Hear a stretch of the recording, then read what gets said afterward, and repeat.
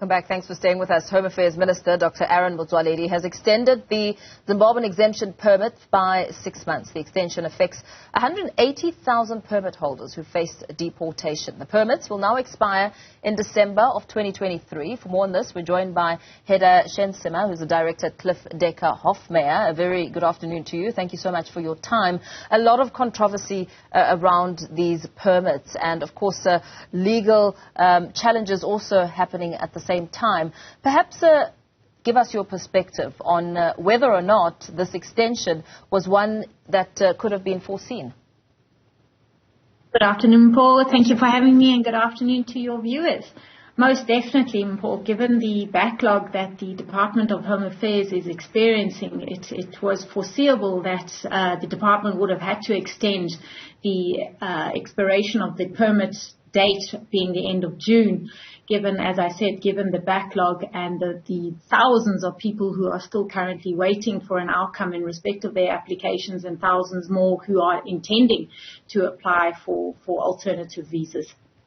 And what would happen then at the end of the year once those who have now obtained an alternative visa can no longer work? What will need to happen to the foreign nationals? Paul, if you are unauthorized to be in South Africa, unfortunately, the response to that would be you would have to leave South Africa. So if you are not authorized to be in our country with a formal visa or an authorized visa allowing you to remain in the country and allowing you to work, you will have to leave the Republic. The Zimbabwean exemption permit has a long-standing history, and there really has been a lot of back and forth in terms of legal challenges and, perhaps foreign nationals trying to find a legal way for ZEP holders to stay in South Africa. Perhaps, let's go back a little bit and try and understand and grasp the idea around these permits.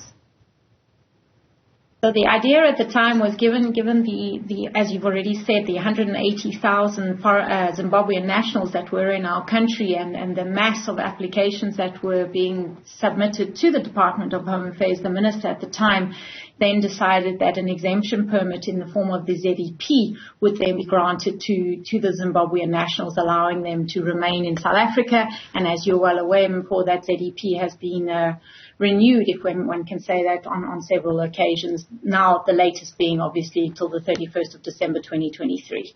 What visas can ZEP holders perhaps apply for, and can they do so from within South African borders?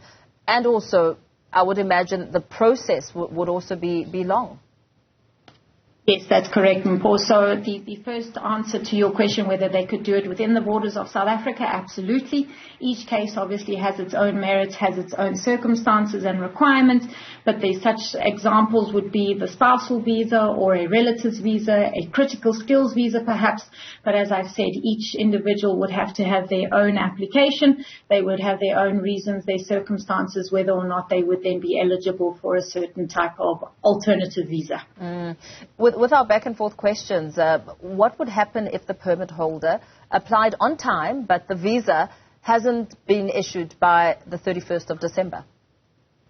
It's our understanding, Paul, that if you have the proof that you have applied for an alternative visa, the minister will allow you to remain in South Africa and currently to continue working. That is our understanding at this stage.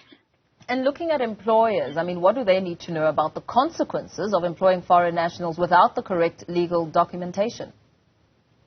The Immigration Act has always stated that it's a breach of the Immigration Act if you are employing a foreign national who's not authorized to be in South Africa, number one, and to be working in South Africa. So you as the employer must ensure that the foreign national that you are employing is legally able to be in South Africa and is legally permitted to work in South Africa. So there is an onus, obviously, on the employer as well to ensure from a verification perspective that the foreign national is legally permitted to be in South Africa and legally permitted to work here. And what do employers need to know about adhering to fair processes of dismissal in accordance to the Labour Relations Act in South Africa? Paul, irrelevant of my status, I'm entitled to the protection that our employment legislation affords every employee within South Africa. So whether I'm legal or not, For example, if I weren't a South African and I was illegally working in South Africa, for example, I would then be entitled to the full protection of the employment legislation, and my employer would have to ensure that my dismissal is both procedurally and substantively fair. So it's irrelevant of my status. I'm still fully entitled to the employment legislation protection. You said earlier on that it was almost inevitable that there would be an extension granted with this matter.